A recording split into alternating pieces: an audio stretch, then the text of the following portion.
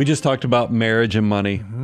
And I think it's right that the next transition should be, and you talk about what creates makes already something that's hard even more complex. It's kids.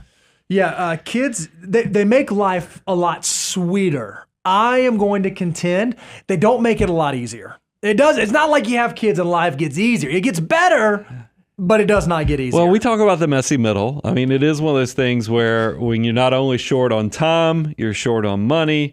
And kids are a big part of this because they're expensive. They require a lot of time. But I do agree. It's always worth, when we're doing the country song and we say the days are long, but the years are short, to remind people, it's great. I think it is one of the greatest things you can do, the fulfillment factor, the happiness factor, when the moments are sweet and good. There ain't anything better. And it's until you're a parent, you don't probably understand that. But it doesn't mean that there's not sacrifice and hard elements to raising children well. And we've heard it from you. One of the hardest things that you have to navigate is, how do we handle childcare? Now that we've made the decision to start a family, now that we've made the decision to have children, it can become incredibly straining on our wallets. I mean, look at this. Daycare in 2024 costs an average of almost $17,000 per year. That comes out to $321 per week. So if you actually look at the analytics, 91% of people surveyed said they had to make some major life change, either in their work or their finances, just to be able to afford childcare. So obviously, in the world where both spouses are often working, or that's necessary because of how much the cost of living has increased, figuring out how you're going to pay or what you're going to do with young children that are still in the house and are not school age is a difficult thing to figure out. Yeah, my generation was the latchkey kids. I don't know, good or bad. I think that this is not something you can definitely do with the young ones and the toddlers. So there's not any easy decisions with this.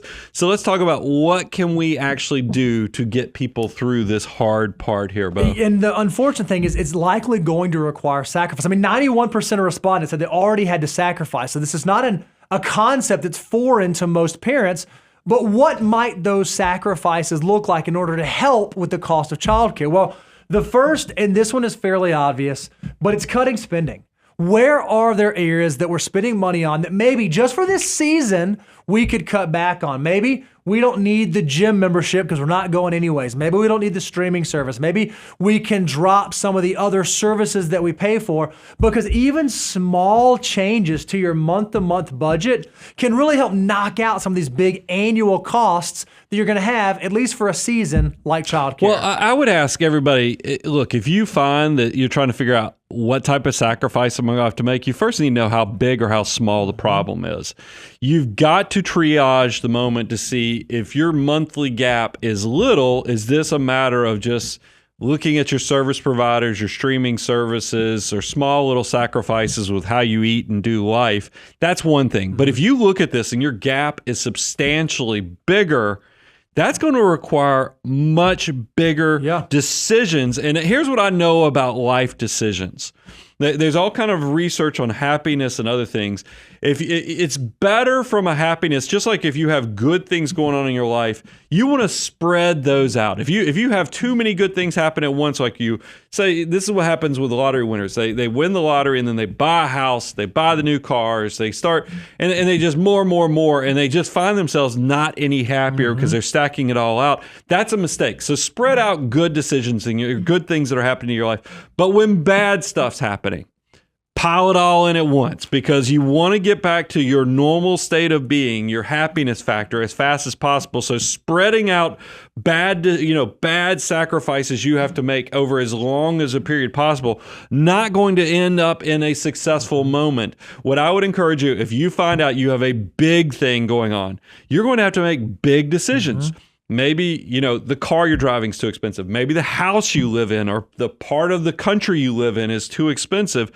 If you find the gap is too big, don't just sit there and poke around with small decisions. Fix it as fast as possible so you can get back to the happiness that much sooner. But make sure you are thinking about all of the creative solutions out there that might exist. I mean, have you thought about changing your work? I mean, this may be as easy as going and talking to your employer and saying, hey, is it possible that instead of me working 5 days a week for this season, could I go to 4 days a week? And just having that one less day of childcare might be a huge benefit to your back pocket.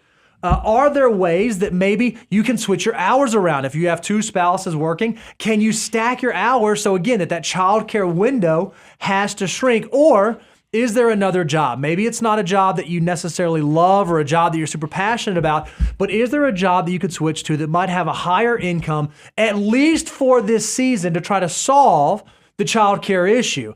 That might be plausible solutions, again, for this season to figure out if you could alleviate some of the costs and burden associated with childcare. Well, I would, once again, approach it. We talked about earlier, if you have to ask for a pay raise, do the exact same process where don't go in there acting entitled to something. Approach your employer from the position of how do we create a success for both of you? And I know, look, I don't mind sharing. Rebe, who we have on the show, we love Rebe. Rebe's a mother. And she came to us in a very positive way, expressing some desire for, Fridays. It'd be nice if she had a little more flexibility so that her family could do things. We're like, we love Rebe. So we're going to do everything in our power to try to make her happy, but also to navigate that well.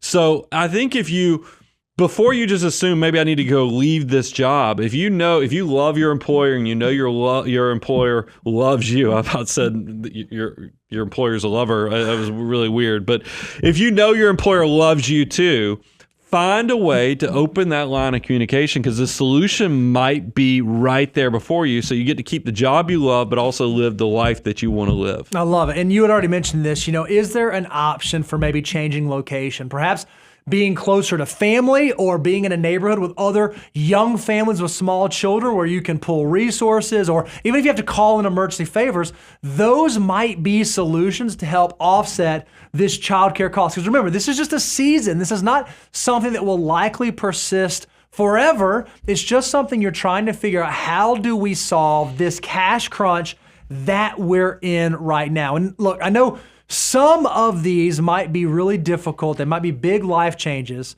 but they exist for a reason, because if you can get through this, the light at the end of the tunnel or the grass on the other side of the fence will be better. You just have to figure out, how do I survive this very difficult time? Yeah, and let's talk about what you get for making these tough decisions.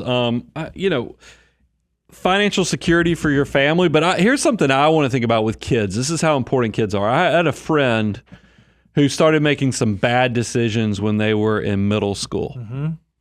Their parents just up and moved to a different part of the country, not only for the finances, but so that their son didn't fall into some of the traps of where they were living.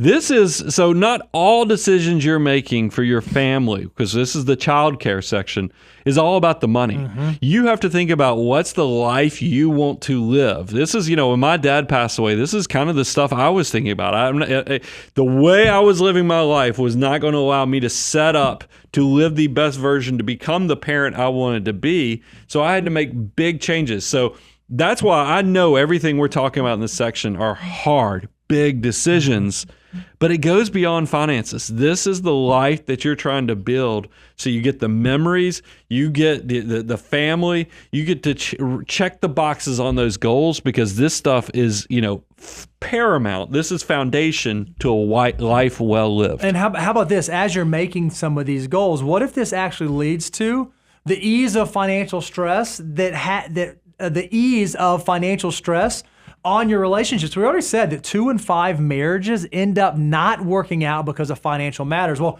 if you can make one of these difficult changes, like changing your location or changing your work or figuring out how to adjust your spending so that you can cover childcare, that might be one less thing that you have to worry about, one less financial burden that weighs on you in the messy middle. Because we know that childcare is hard. We know that it can be a difficult thing for young families to navigate. But if you can do it, the big payoff at the end is a strong financial future? How can we make decisions today to not let this thing that we're experiencing derail our future? How can we let it be something that's nothing more than a hurdle, nothing more than a little bit of a speed bump that we can get on and continue moving towards our great, big, beautiful tomorrow? Yeah, and this is, look, we're not going to be able to give you all the answers as one little section on childcare and messy middle, but that's okay. We've done an entire show that you can go check out on winning in the messy middle.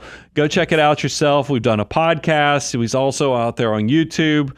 This is how you're going to be able to figure out how do you come out the other side with the memories intact and feeling like you did everything you could to not only build yourself up financially, but also make sure your children and you have the positive memories that are eternal and just give you everything, that all the benefits, I think, of having a great family.